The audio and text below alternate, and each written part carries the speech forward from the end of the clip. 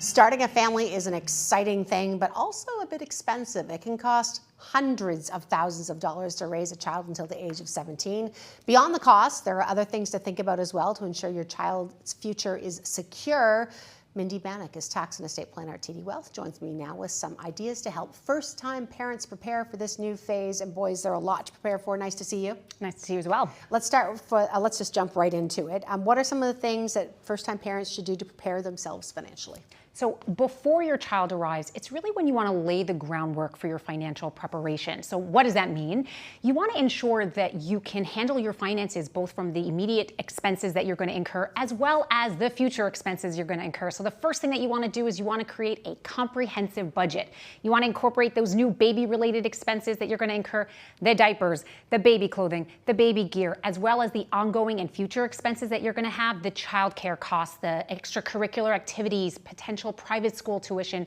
You want to incorporate all that into your overall financial plan that should already include your existing plan that has, paying down your mortgage, saving for your own retirement, incorporate all that so that your savings and spendings align with your financial goals, both from the immediate perspective as well as the long-term perspective. You also want to build and boost your emergency savings funds. This is going to be a lifesaver to have those extra funds when you're dealing with the unpredictability of the costs related to a new baby.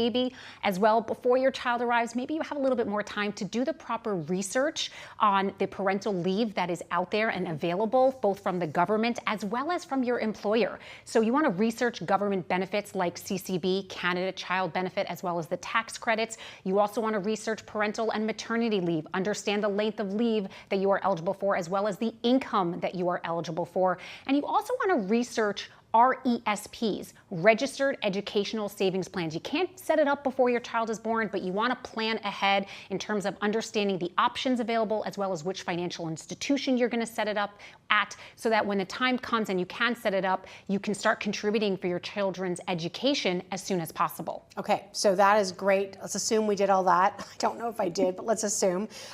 Child is born, then what? So after you've done your research about all the parental leave options and government benefits you're eligible for, now you actually want to register for them so that you can start receiving that income support. Again, similarly, after researching the RESP, now you want, after you receive your child's social insurance number, you can actually set up the RESP and take advantage of those educational savings for your child, as well as, you want to update that budget, that now you know what the costs are of those, child-related expenses. You want to update that budget, and you want to finalize your child care arrangements and integrate those new expenses into your family budget as well. And don't underestimate that last one. Okay, let's talk about legal, financial documents, those types of things. Big one. Why is it important to address these before the child is born? I always tell new parents that before your child is born is really the opportunity that you want to take the time to go and draft and or update your documents.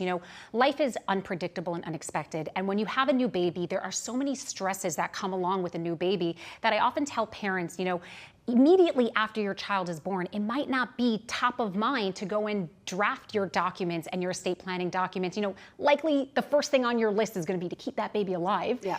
Yes, updating your estate planning documents may be on the list, but it may not be top of mind. And to give yourself peace of mind, it's a good opportunity to think about this before your child comes. Now, I recognize that for many parents, they don't know the number of children they're going to have or the names of their children. You can absolutely still draft your will today, because it's quite common that when you draft your will, you want to draft it in a way where it's going to leave the class of beneficiaries open. And what do I mean by that? Instead of specifically naming specific children, instead you state that you want to leave your assets to my children. This incorporates flexibility into your estate plan so that you provide for all of your children, regardless of when they arrive, both current as well as future, into your estate plan. Another suggestion, I tend to find that a lot of parents, sometimes if they disagree about who to name as the guardian for their children, they tend not to sign their will and they push off the signing. And I always recommend parents sign your will as soon as possible and don't necessarily include the guardianship provision.